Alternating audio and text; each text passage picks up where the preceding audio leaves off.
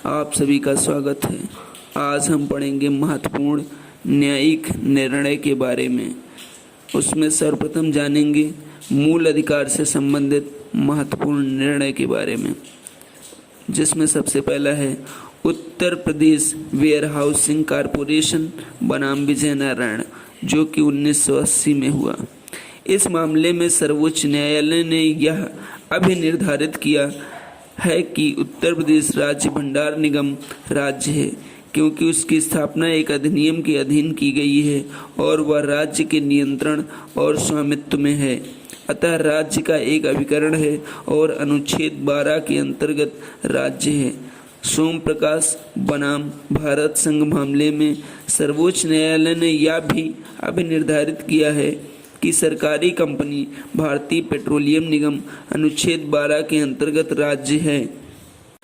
अब हम जानेंगे दूसरे मामले के बारे में, जो कि मनोहर सिंह जैतला बनाम कमिश्नर केंद्रीय राज्य क्षेत्र चंडीगढ़ 1986।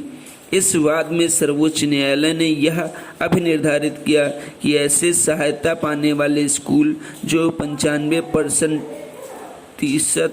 अनुदान सरकार से प्राप्त करते हैं, वे अनुच्छेद 12 के अंतर्गत प्राधिकारी हैं।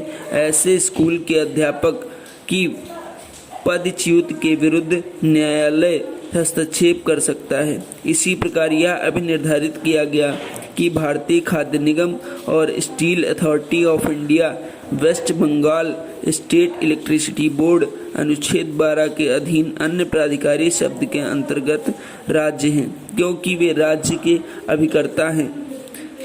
इसी के अंतर्गत शीला बारसे बनाम secretary children and society act 1987। सर्वोच्च न्यायालय ने इस मामले में यह निर्णय दिया कि बालक सहायता संघ राज्य का अभिकर्ता है और अनुच्छेद 12 के अधीन राज्य है। अब हम जानेंगे तीसरे मामले के बारे में, जो कि दिल्ली यातायात निगम बनाम डीटीसी मजदूर कांग्रेस 1991 से संबंधित है।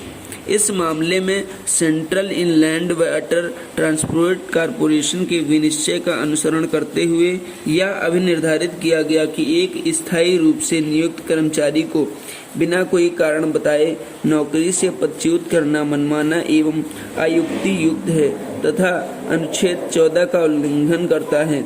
सर्वोच्च न्यायालय की 5 न्यायाधीशों की पूर्ण पीठ ने 4-1 के बहुमत से दिल्ली यातायात निगम द्वारा बनाए गए नियमों को इसी आधार पर असंवैधानिक घोषित कर दिया, जिसके अधीन निगम को किसी भी स्थायी कर्मचारी को कारण बताए बिना नौकरी से बर्खास्त करने की शक्ति दी गई थी, जो नैसर्गिक न्याय के सिद्धांत के बिल्कुल विरुद्ध है।